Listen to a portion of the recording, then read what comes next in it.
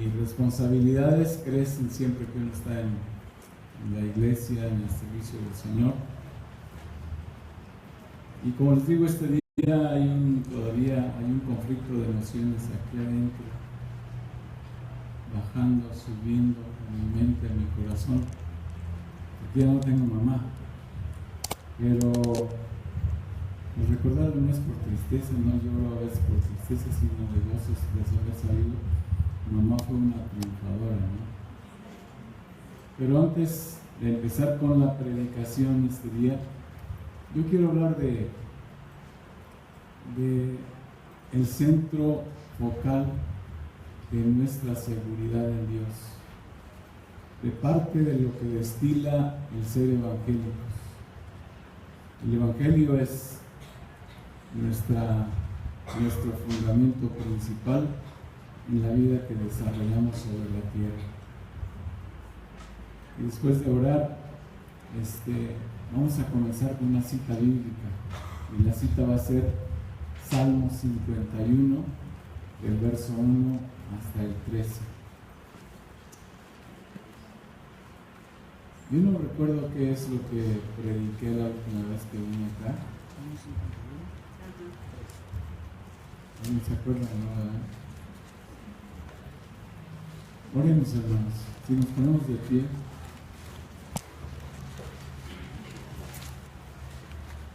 Padre Celestial, Señor, ¿cómo te las arreglas para ser de hijos del diablo, unos hijos tuyos, hijos amados? Qué gran poder, Señor, del Evangelio para transformar nuestras vidas. Y qué amor tan infinito, Señor, mostrado en la cruz del Calvario. Señor, estamos en la iglesia quizás 1, 2, 3 veces a la semana para aprender a ser mejores siervos, mejores hijos tuyos. Señor. Dios, pero este mediodía, Señor, en este lugar que queremos bendecirte, recibiendo enseñanza, Señor, de tu palabra y meditando en ella, Padre. En el dulce y precioso nombre de Jesús oramos. Amén. Amén. Y vamos a leer esa escritura. Pueden sentarse. Salmo 51, versos 1 en adelante, hasta el 13 más o menos. Aunque no es el texto central de la predicación, pero quiero que estemos atentos. Si lo pudiéramos leer antifonalmente, sería buenísimo. La palabra del Señor dice así: ten compasión de mí, oh Dios, conforme a tu gran amor, conforme a tu inmensa bondad, borra mis transgresiones. Lávame más y más de mi maldad y límpiame de mi pecado. Yo reconozco mis transgresiones, siempre tengo presente mi pecado. Contra ti solo he pecado y he hecho malo delante de tus ojos, para que seas reconocido justo en tu palabra y temido por lo que me dices. Yo sé que soy malo de nacimiento, pecador me concibió mi madre. He aquí, tú amas la verdad en lo íntimo, y en lo secreto me has hecho comprender sabiduría. Purifícame con hisopo y quedaré limpio, lávame y quedaré más blanco que la nieve. Hazme oír gozo y alegría, y se recrearán los huesos que has abatido.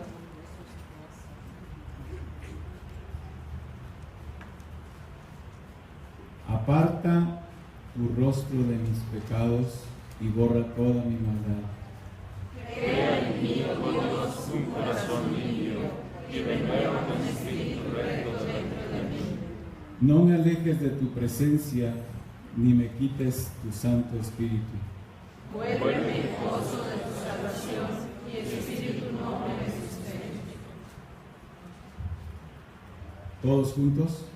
Así enseñaré a los transgresores tus caminos, y los pecadores se convertirán a ti. Así que quiero que todos nos unamos en un mismo pensar, en una misma meditación en lo que la palabra de Dios nos ha mostrado con esta lectura. Y vamos a estar meditando sobre ese particular de ese texto que leímos en Salmos. Pero ahora vamos a meditar en algo poquito más moderno. Vamos a buscar, si no quieren buscarlo está bien, pero ahí vamos a estar basando nuestra prédica este mediodía en Santiago capítulo 1 y verso 15. Mi hermana Vicky me preguntaba, ¿cómo le ponemos a la predicación?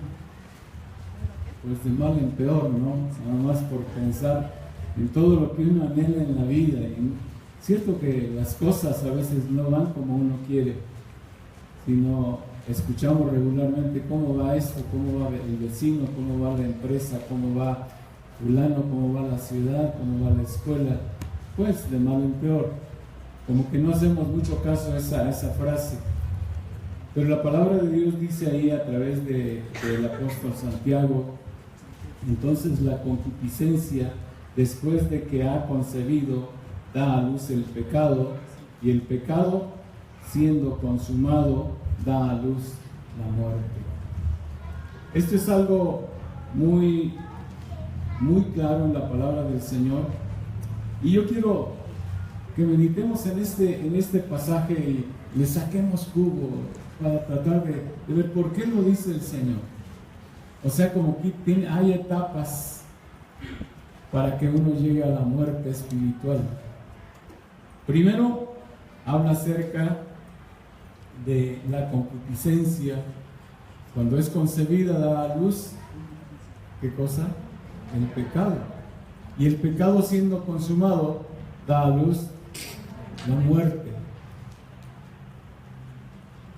El pecado es todo lo contrario del Evangelio, pero el Evangelio es para atacar el pecado, para limpiarnos de toda maldad a través de todas las herramientas que se unen y convergen en esto que es el Evangelio de Jesucristo.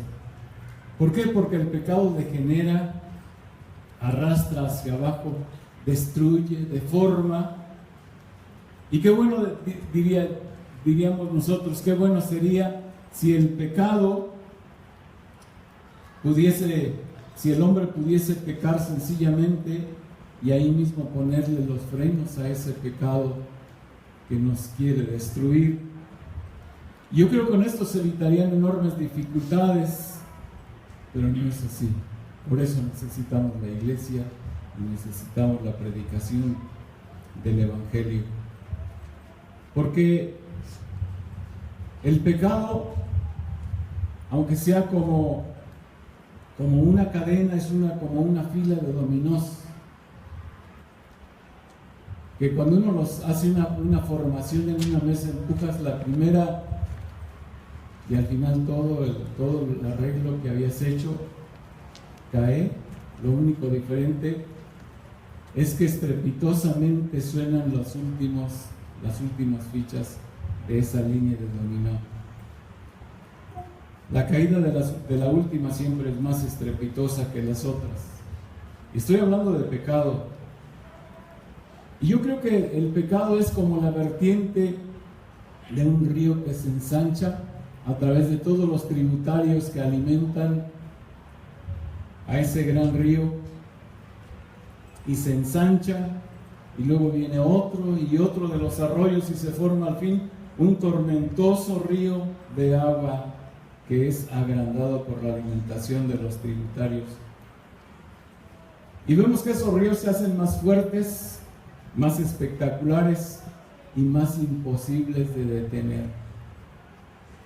Yo recuerdo la historia cuando vivía en el rancho en Tamán, San Luis Potosí, es por la Huasteca. Oí las historias del río que creció tanto que destruyó a todo el pueblo. ¿Por qué? Porque es imposible de detener las corrientes tremendas de los ríos embravecidos. Y yo quiero con esto usar algunos ejemplos para que lo vayamos entendiendo mejor acerca de este tema de mal en peor. Hay una historia en el mundo que no se sabe realmente si esta historia sea verídica, porque jamás se ha podido establecer su autenticidad, porque es incuestionable lo que se platica de ello. Y el famoso pintor Leonardo da Vinci es el que pintó La Última Cena, ¿cierto? ¿Han visto ustedes esos cuadros? Y lo admiramos increíblemente. ¿Cuántas personas tiene La Última Cena? 12, ¿verdad? Más Jesús. Pero ¿cómo se desarrolló el ambiente de aquellos años antiguos para que se llevara a cabo esta magna obra del pintor italiano? Bueno, una de las cosas increíbles es que el relato que leí tiene sabor a verdad, porque describe lo posible. Y el famoso pintor Leonardo da Vinci, en su actividad artística, cuando iniciaba su carrera como pintor, el primer cuadro que diseñó y que pintó, que llevó a cabo, fue el Niño Jesús en la inolvidable carpintería de su padre en Nazaret. Así que Leonardo da Vinci tuvo que utilizar un modelo especial para que representara bien su modelo de un niño de rostro angelical, lleno de sutil belleza, de candidez, de dulzura, inteligencia. Y dicen que este niño se llamaba Pietro Bandinelli, dice el que cuenta esta historia. Y pasaron los años, y Leonardo da Vinci se hizo famoso por ser un buen pintor, uno de los mejores hasta nuestros tiempos. Y se le ocurre, después de varios años, la idea de llevar a cabo esa pintura de la que hablamos al principio, La Última Cena.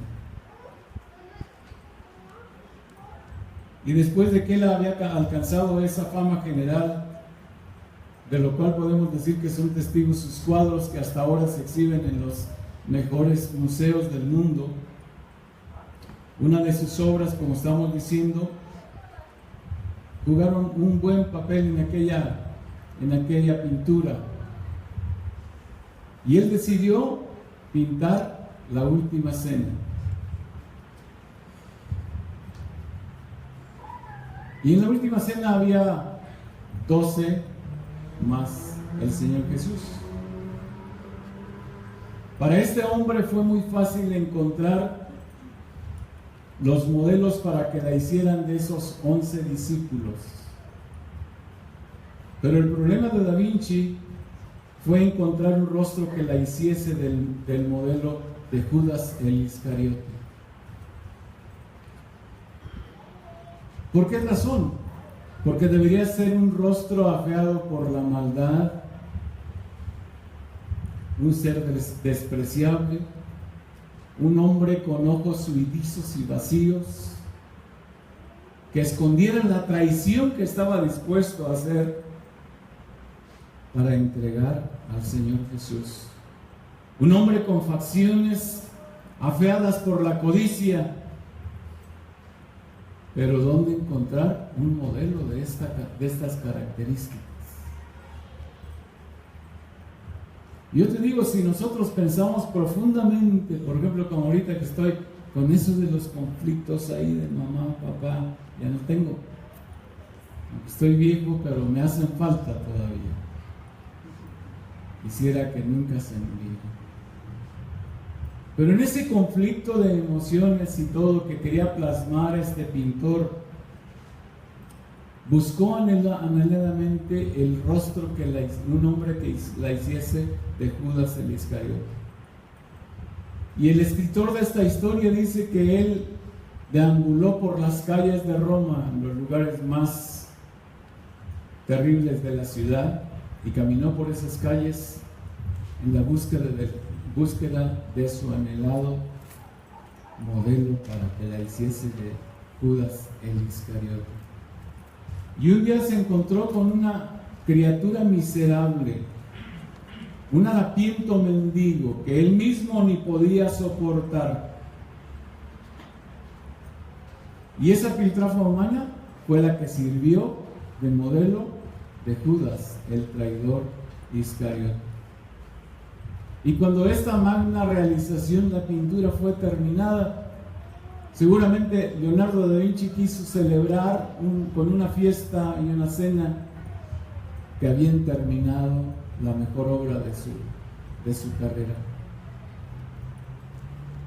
Y se empezaron a presentar de uno por uno los modelos que habían trabajado para representar a los 11 discípulos. Y al final, como coincidencia, siempre estaba el modelo de Judas Iscariote. Y cuando Leonardo da Vinci le pregunta: ¿y tú cómo te llamas? Quizás tapándose la nariz algo, pero sarcásticamente e irónicamente él sonrió un poco y le dijo: yo soy Pietro Bandinelli. Yo no sé qué te dice esta historia tan simple, pero el pecado atrofia, degenera, arrastra hacia los abismos,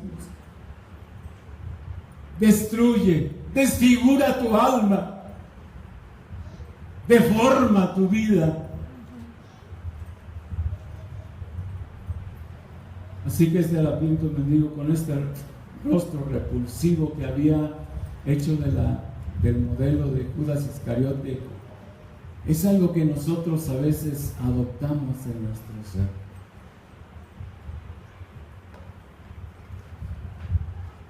¿Están conmigo? Pueden respirar como quieran. Y acerca de esto, el hombre todavía dijo hace muchos años: Leonardo, yo la hice de modelo del niño Jesús.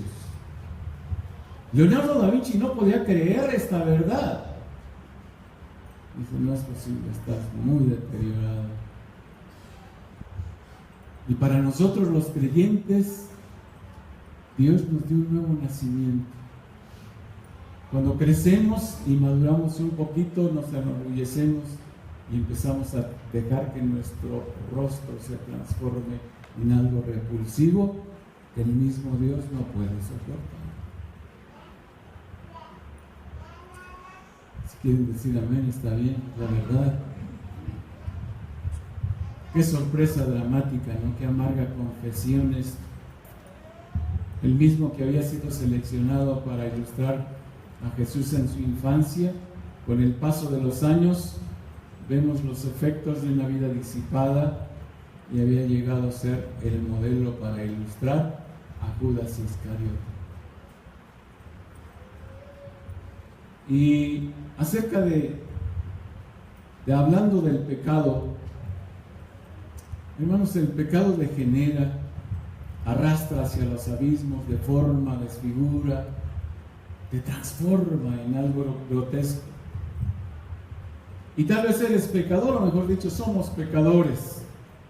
Y tal vez hemos querido atacar el pecado como se conquista el hábito del fumar o del alcoholismo.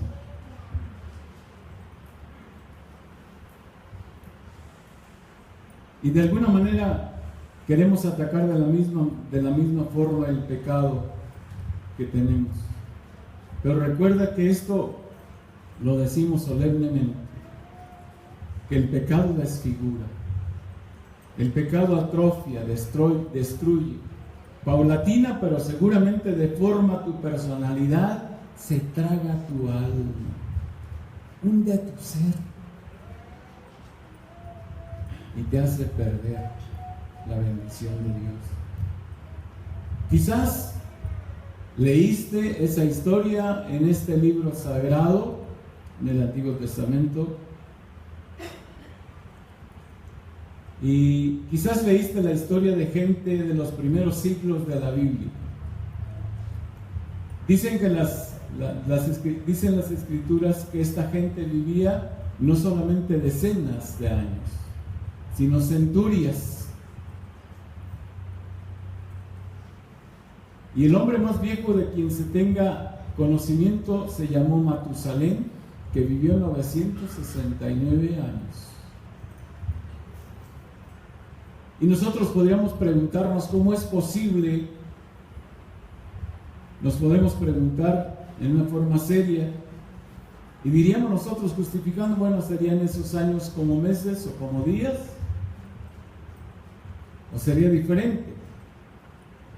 Pero para mí, razonando bíblicamente, yo creo que indudablemente eran años muy semejantes a los nuestros. Vivían mucho más tiempo que nosotros, los que vivimos en este siglo, que vivimos solamente de decenas de años y morimos. ¿Y sabes por qué? Yo creo bíblicamente que porque el pecado no era lo que hoy. Hoy tenemos todo este conflicto que crean la modernidad, la tecnología, el avance de todo nuestro mundo, que ahora el pecado se ha multiplicado, porque ha venido a ser como la mano del diablo que ha destapado a veces la entrada al mismo infierno. Y es cierto que estamos a las puertas de la venida de Cristo Jesús, definitivamente. Pero en ese tiempo vivían mucho más tiempo que nosotros, y yo creo que porque el pecado no era lo que hoy, porque el pecado es lo que destruye la vida humana. El pecado es el que nos atrofia. Ahora la gente no quiere ir a la iglesia y toma cualquier pretexto para quedarse y descansar porque están muy cansados. O tomar un día de vacaciones cuando podían venir a la iglesia. Y acuérdate de esto, el pecado, según esto, es lo que atrofia, lo que destruye, lo que deforma. Y podríamos decir esto aplicando el tema que le pusimos a la predicación: vamos de mal en peor. Es como el hombre que se vuelve drogadicto. Es algo peculiar en nuestro tiempo. Al principio es un deseo de un viaje a regiones desconocidas por ahí, y después hay otras cosas que quiere experimentar, y quiere experimentar esas sensaciones con mayor frecuencia, porque le cae bien el enajenarse y el envenenar su cuerpo. Y luego es una droga más fuerte, y después no puede vivir sin ella, y finalmente cae en el nivel de descender a un nivel de bestia salvaje para conseguir la porción de su droga. Y en poco tiempo solo vive para las drogas. Hablando de esto, ¿qué es lo que podríamos decir? Se ha vuelto una piltrafa humana. El que peca indudablemente va de mal en peor. ¿Cómo nace el pecado? El pecado nace como un mero deseo escondido en lo más profundo, allá quizás en los dedos, en el dedo gordo del pie izquierdo. Pequeñísimo. Pero ¿qué dice la Biblia en Santiago? La concupiscencia. ¿Qué es el siguiente paso? Da a luz el pecado. Y el pecado, siendo consumado, da a luz la muerte. Así que el que peca indudablemente va de mal en peor. Y yo creo que así también es en la vida personal. El que se deja arrastrar por el pecado no podrá volverse tan fácilmente Porque como un torbellino de los que conocemos nosotros, ese pecado te puede arrastrar a esa vorágine de oscuros abismos en tu vida, del que quizás no puedas escapar jamás.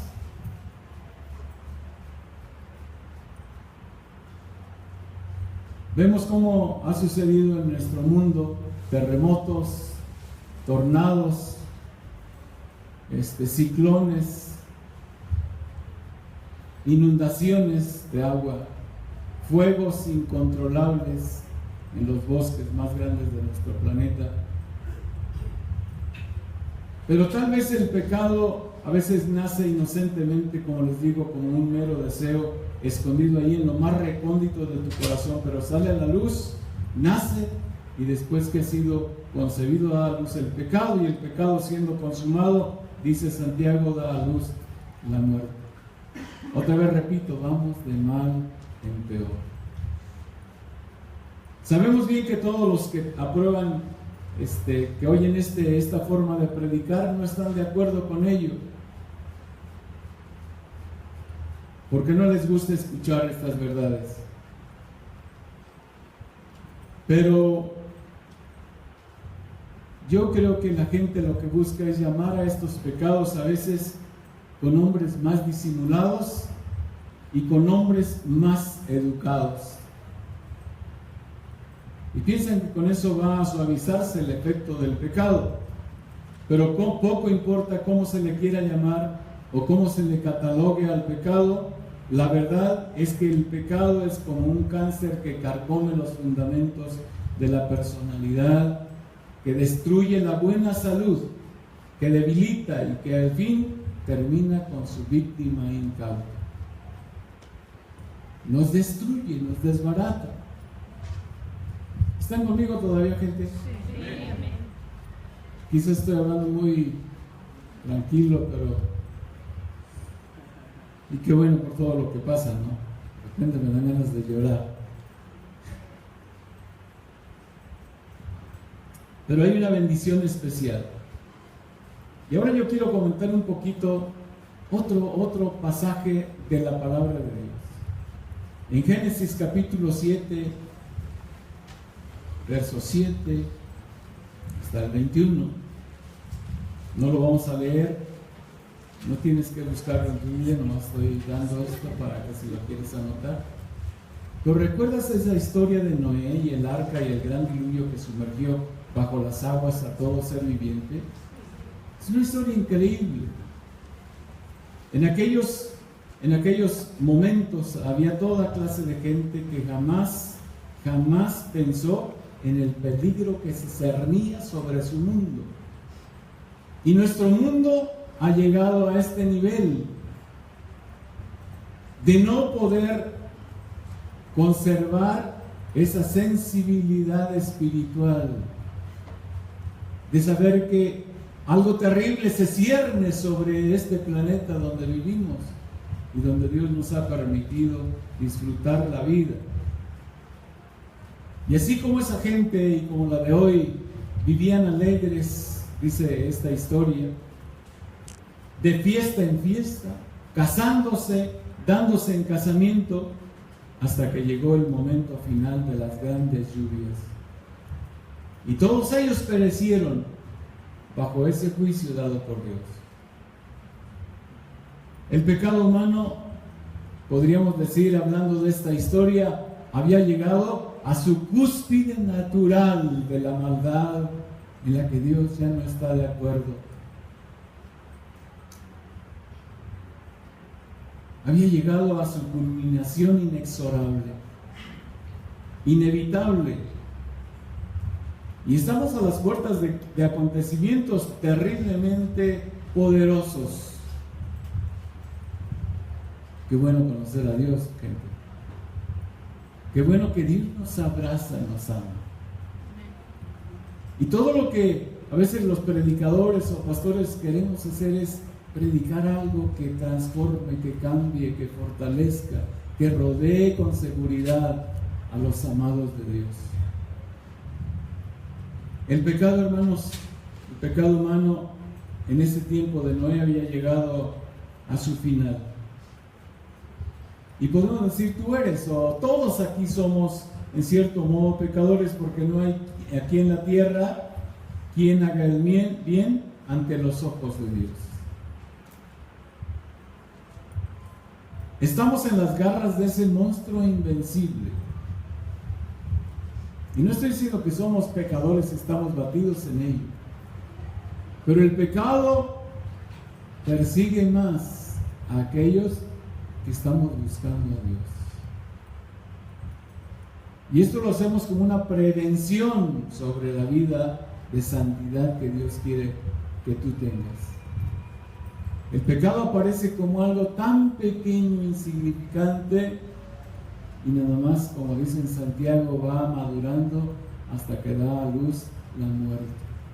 Está hablando de una muerte espiritual de donde no hay regreso. Estamos en las garras de ese monstruo invencible que llamamos pecado, y la cuestión sería qué hacer al respecto. Porque de cierto decimos, como dice la palabra, que vas de mal en peor.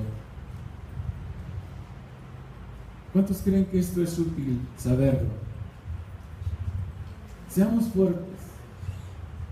A veces despertamos de las 7 o 6 horas de dormir y nos quedamos un rato en la cama, y los primeros pensamientos a veces son tan negativos que no nos falta un cerillo para que se encienda el infierno.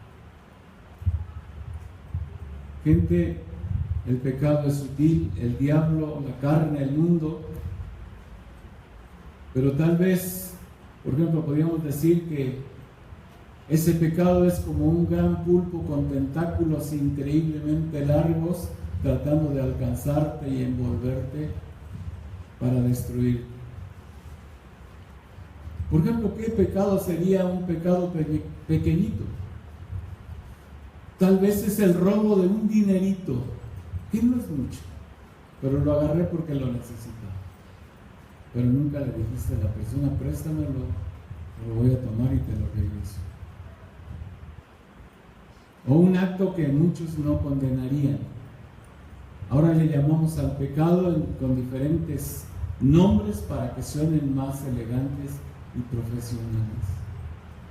Decimos, no está tan malo lo que hago. Tal vez es como les digo, el robo de un dinerito por ahí. O tal vez eres un funcionario público. No levanten la mano los que son funcionarios públicos, que ha comenzado a explotar a su pueblo. Tal vez eres un aspirante a ser un político que está pensando que es más fácil la vida de un político que de un obrero que necesita suplir las necesidades de su familia. O tal vez tienes los ojos puestos en una mujer que no es tu esposa. O mujeres, quizás tienes pensamientos y tus ojos puestos en un varón que no es tu marido. Santidad a Dios es importantísimo para que tengamos paz con Dios.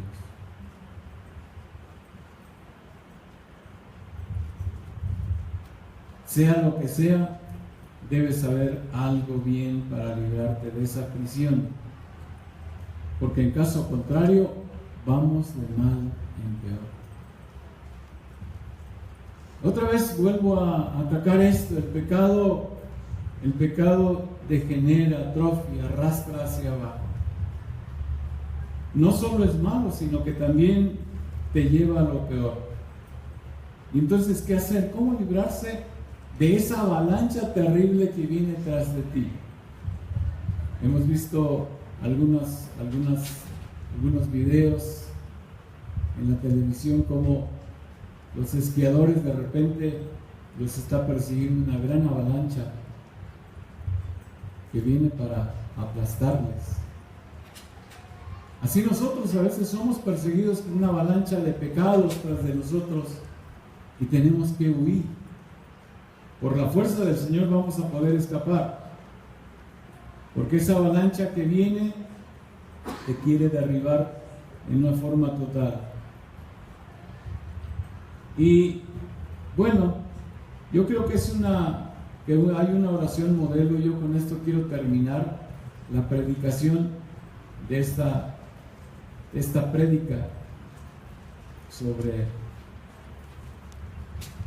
el pecado.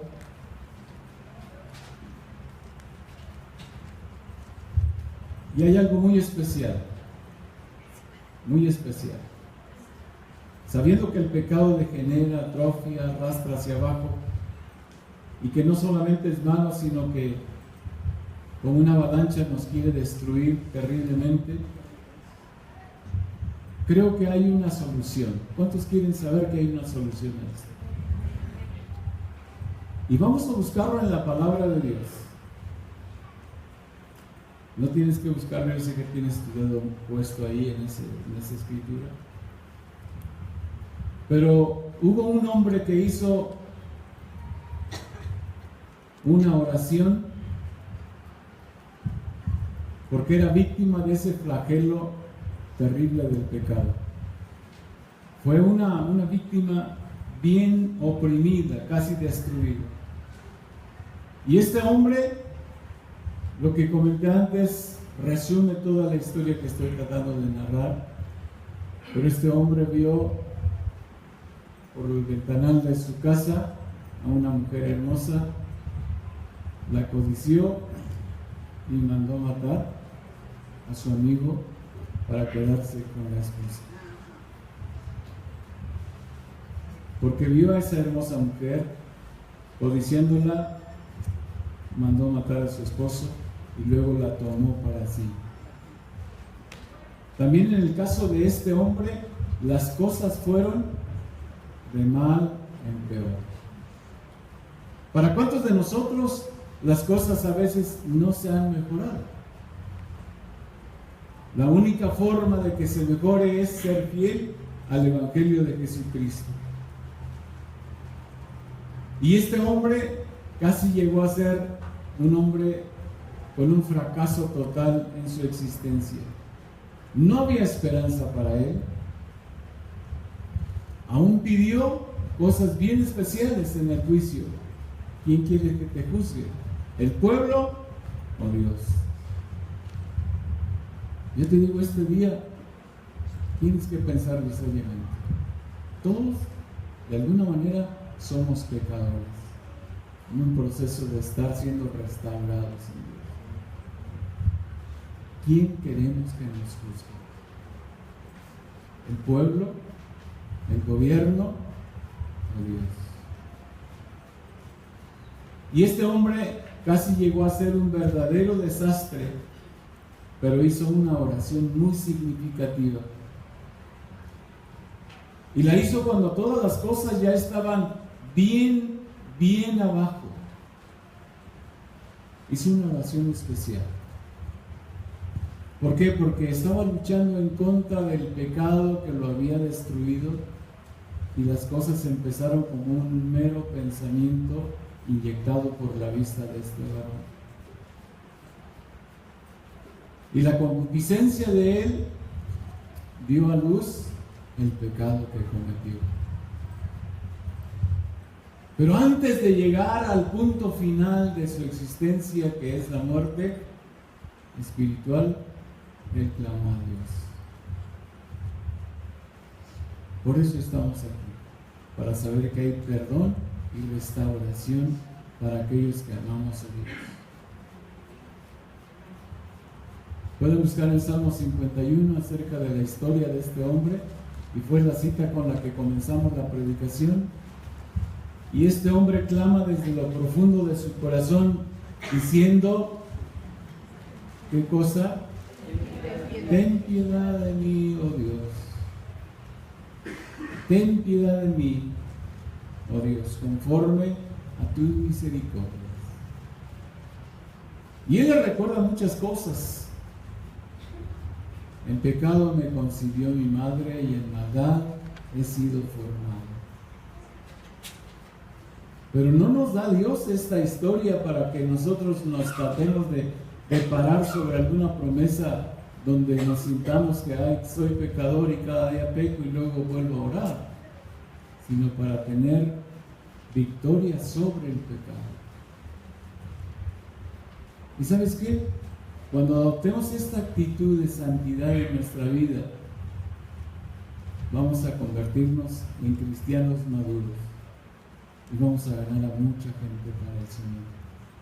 A través de predicar el Evangelio con tus actos, con tus hechos y con tus dichos. Y Dios va a ser glorificado. Dios va a ser glorificado. Decimos, vamos a la iglesia a glorificar al Señor, levantamos manos, cantamos, disfrutamos, pero hay maneras de hacerlo de una forma más efectiva, atraer a otros al reino de Dios, invitarlos a que conozcan a aquel que nos salvó y nos redimió del pecado. Así que la Biblia dice, ten piedad de mí, oh Dios. Yo voy a pedirles que se pongan de pie y vamos a estar terminando. Voy a pedir luego al pastor para dejar el lugar. Pero quiero decirte algo.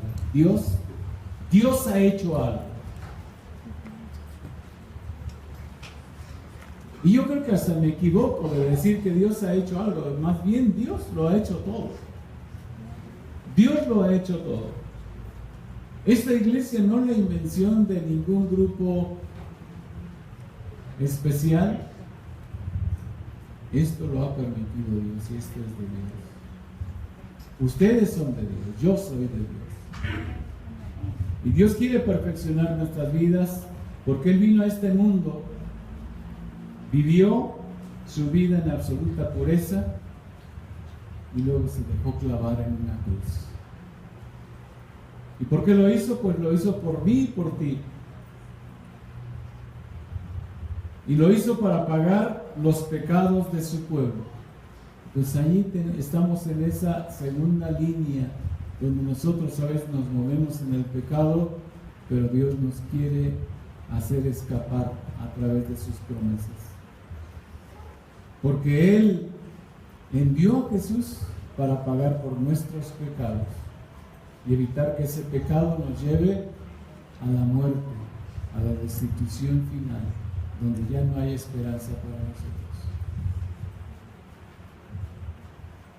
Solo mira si es grave el pecado humano que Dios tuvo que hacer semejante cosa: matar a su propio hijo. Así que no dejes que tu mal se haga peor. Cristo es la solución.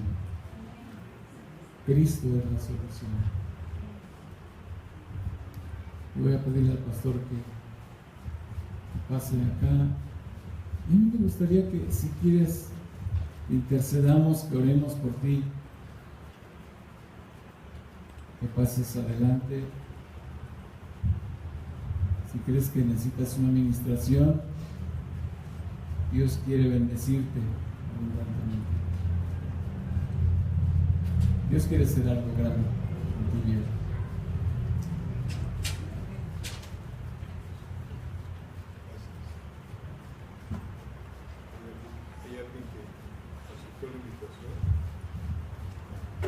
¿Hay alguien que necesita que el Señor enderece sus caminos? Me impresionó algo. Y a lo mejor ni se dio cuenta usted. Dijo el pastor Neftalí: qué obra tan tremenda de Dios,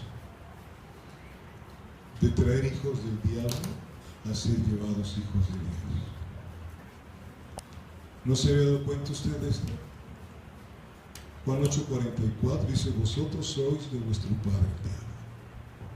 Y es algo que no queremos comprender porque nos sentimos muy buenos. Vosotros sois de vuestro padre el diablo. Y el Señor dijo a través del pastor: qué obra tan tremenda, después de ser hijos del diablo, venimos a ser hijos de Dios. Que le resumbe y no siga siendo hijo del diablo. ¿Qué quiere decir diablo? Adversario. No siga usted siendo adversario de Dios para con su vida. No se siga usted oponiendo a la obra de Dios en su vida. Me impresionó también la vida de este hombre llamado Pietro. Me impresionó sobremanera, creo que es Pedro en italiano. ¿Sí? Que en su niñez tenía un rostro agradable. Tan es así que lo escogieron para ser pues una modelo para el primer cuadro de este hombre. Pero pasó el tiempo, no sé si sea verdad como dijo mi hermano, pero sí es impresionante si fue verdad. Pasa el tiempo y buscan ahora a uno que se parezca a Judas Iscariote, y era el mismo Pietro. ¿Así lo entendí? Era el mismo Pietro que después de haber tenido un agradable rostro, ahora tenía un alma perversa. Los ojos del alma dicen mucho. Algo dijo también. Yo a veces hablo con personas que tienen ojos huidizos, esconden algo, no los puedes ver frente a frente porque esconden algo en su vida. Qué impresionante. Hoy presentamos un niño, ya se lo llevaron aquí porque creo que Felipe iba a trabajar. Presentamos un niño y tiene un rostro muy agradable, pero ¿qué va a pasar si sus padres no instruyen a su camino para que aun cuando sea viejo no se aparte de él? ¿Qué ha pasado con nuestros hijos? Piénselo. Dios nos trae una oportunidad a través del pastor. ¿Sí? ¿Quieres tener hijos Pietros? ¿Quieres tener hijos Pietros? Contemplándolos con esa bondad de papá y de mamá que no funciona. ¿Sí? Ahí está el mensaje. Instruye al niño en su camino, ya cuando sea viejo no se apartará de él. Yo era un monstruo a los ojos de Dios.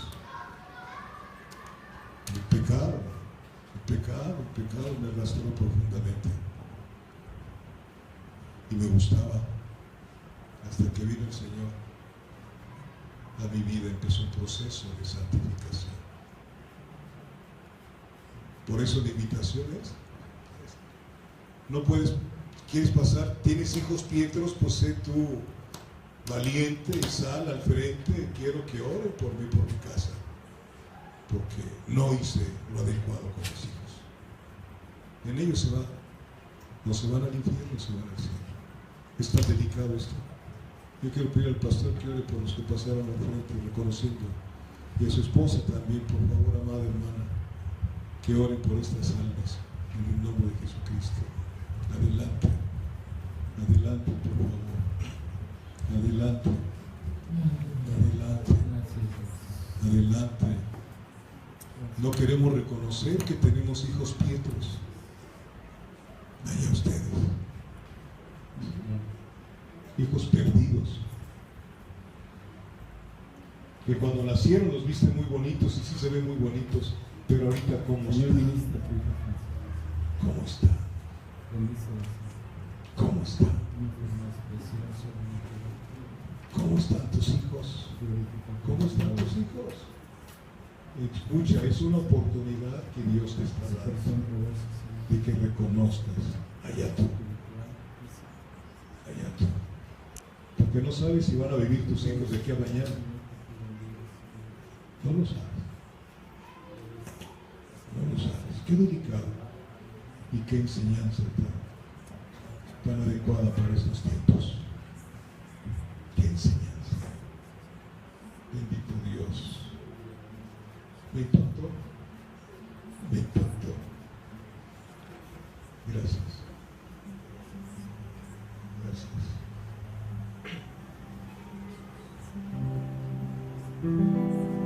Gracias. Señor Espíritu Santo, ministras, Señor. Por favor, ministra. Si pasaron al frente es porque han sentido la carga de sus vidas y de las vidas de sus hijos, Señor. Hijos que un día estuvieron en nuestros brazos, los arrullamos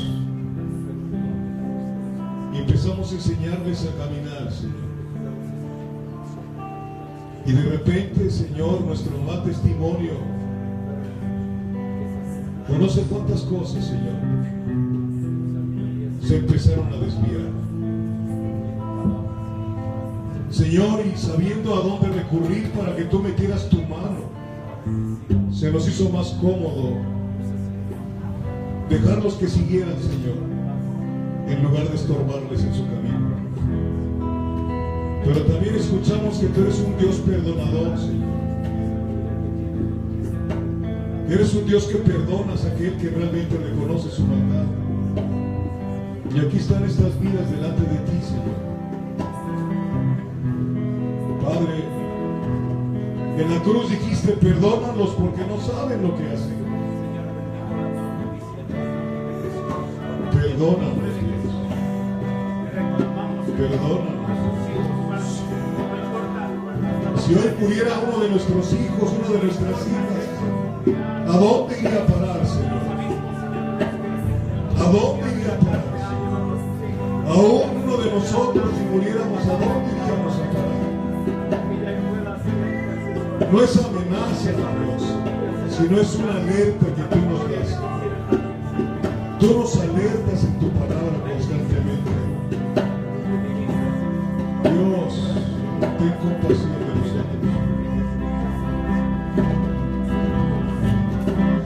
Cambia mi corazón,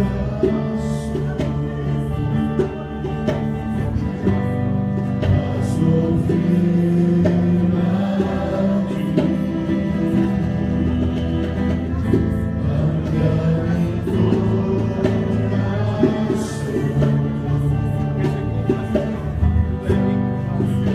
quiero estar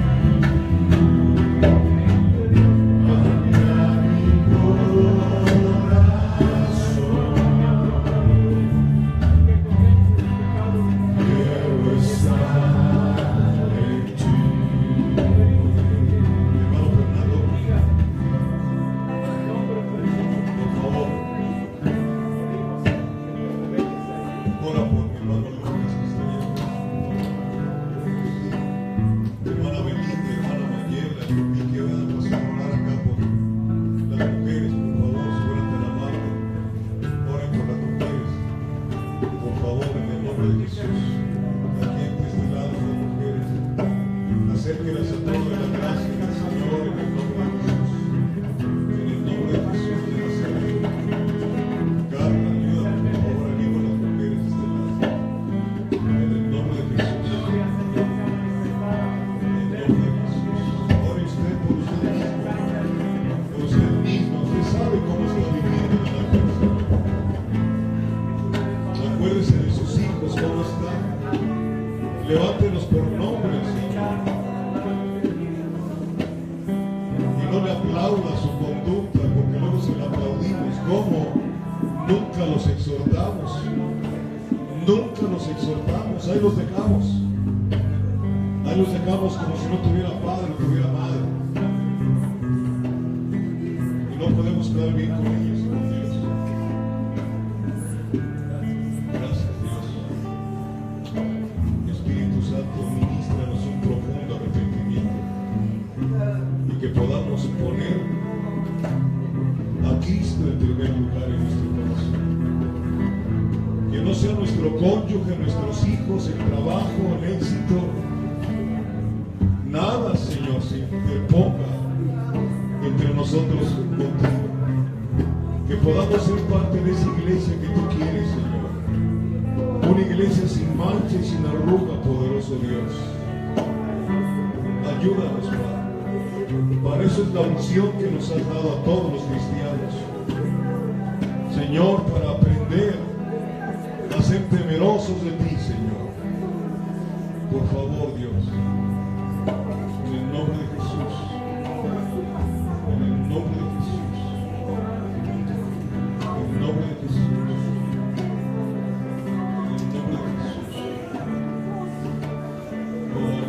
Bendice a Jehová y no olvides ninguno de sus beneficios. Él es quien perdona todas tus iniquidades y quien sana todas tus dolencias. Él es quien libra del hoyo tu vida, el que te corona de favores, el que te rescata del hoyo. Alma mía, bendice a Jehová y no olvides ninguno de sus beneficios.